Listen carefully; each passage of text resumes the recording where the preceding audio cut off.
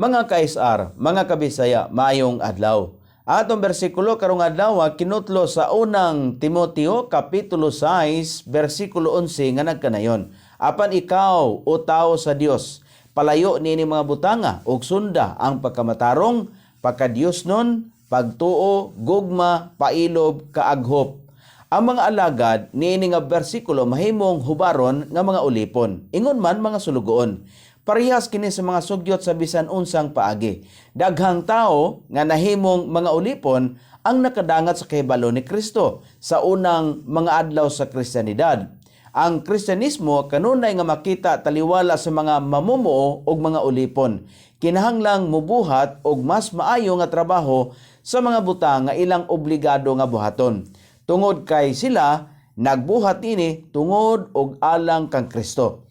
Ang matuod nga Kristyanidad nagtudlo og pagkamaunungon ug dungog. Salamat ug maayong adlaw.